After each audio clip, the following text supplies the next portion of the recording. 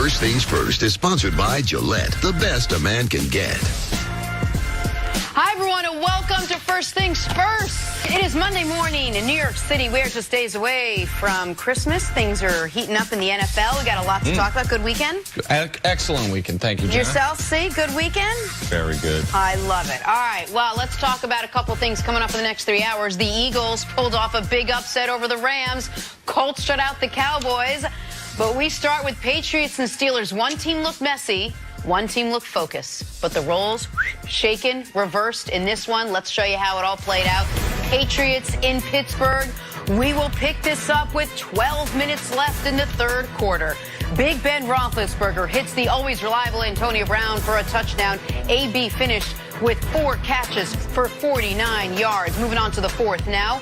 Patriots trailing 14-10 in the red zone. Tom Brady picked off by Joe Hayden. Terrible mistake by Brady, and he knows it. Pittsburgh would make a field goal to go up 7 points. 20 seconds left in the game. 4th and 15. Brady looking for Julian Edelman. Can't find him. And Pittsburgh escapes with the 17-10 win. The New England Patriots now fall to the 3 seed. Steelers keep control of the AFC North. Here is what Big Ben had to say after the game. Well, it's a big win for us, beating a playoff caliber / Super Bowl caliber team perennially, and then winning at home. You know, we haven't been very successful at home, so it's that time of year where every win's a big one. So this is a big one for us. Obviously, not playing well enough to win, and can come in a lot of different,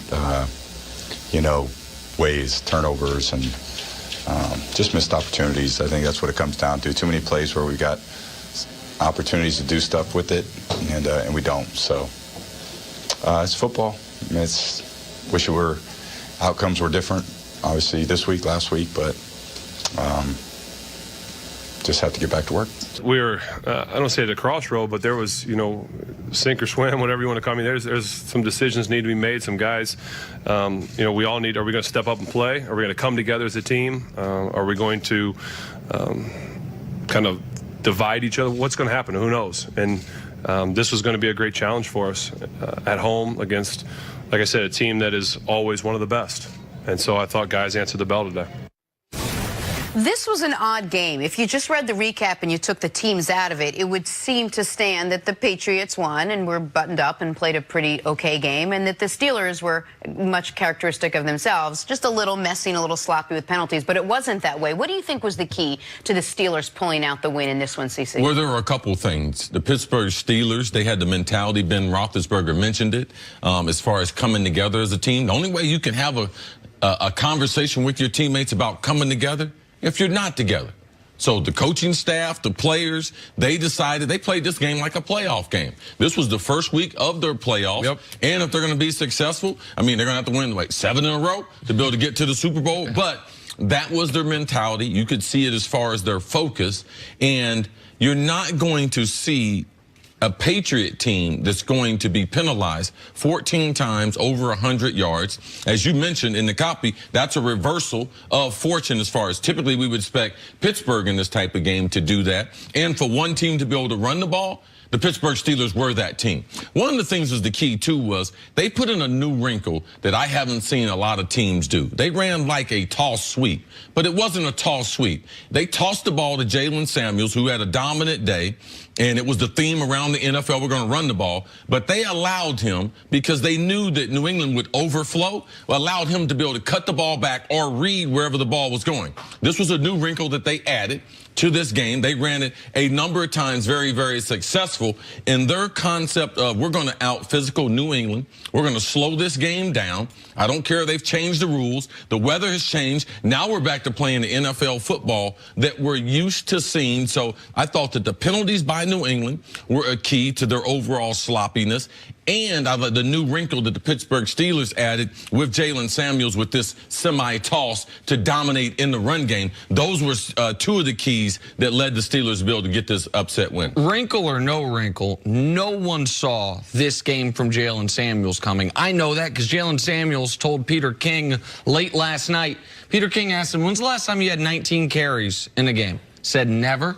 not even in high school. Never had a 100-yard rushing game in college or high school, because this is a guy who, if you're a fantasy player, you know this, he's listed as a tight end option. Like, they are down so far on their depth chart. They have a guy who's never been a feature back at any point in his football life get 19 carries and hit him for 142 yards. So that was enough for the Steelers offensively, because Big Ben wasn't particularly sharp. What you had said on Friday, that the Patriots were going to do everything they could to take Juju and AB out of the game. AB had the one big play. Juju had a chance at an amazing play late in the game. It got broken up, but they mostly did that.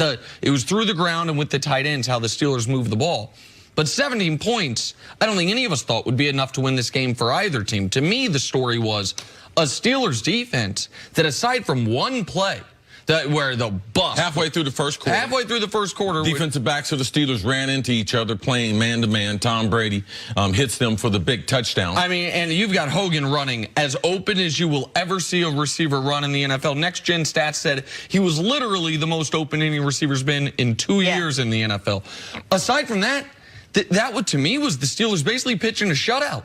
Like, it was one on the last drive, Edelman got open deep and to put the Patriots in reasonable range to throw into the end zone. But the Steelers defense played a nearly flawless game, constantly pressuring Brady and making him skittish, which led to the most shocking moment of the game to me, which was Brady making a mistake that is so uncharacteristic of him, that interception when they were down just 4 late in the game, when they either would have gone for it, kicked a field goal, cut it to 1. You never see Brady make this mistake, much like you never see him make the mistake he made at the end of the first half last week against Miami. In the mistake that he made, Brady was trying to throw the ball out of bounds. Yep. Because he was in the pocket. He knew he couldn't ground it. He knew he couldn't throw it to the yard marker. So because he couldn't step into the throw in drifting, his arm was not strong enough for the ball to be able to go out of bounds. That's what led to the interception by Joe Hayden. So many things were uncharacteristic of both Brady and some of the decisions Belichick made, and the penalties. That's just all those pre-snap penalties. You kept hearing them time and time again, especially coming off of that Dolphins loss, where you thought this was going to be a buttoned-up team, and all those things were going to sort of be taken care of. The only thing that was characteristic for the Patriots this year is this is not a good road team. Now, they haven't lost on the road because their offense has been bad. They've been losing on the road because their defense has been bad.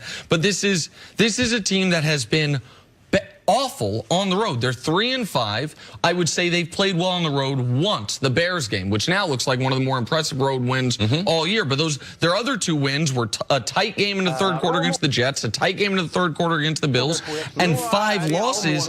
And this was a chance. Yes, it was an opportunity for the Steelers, and they had to take it.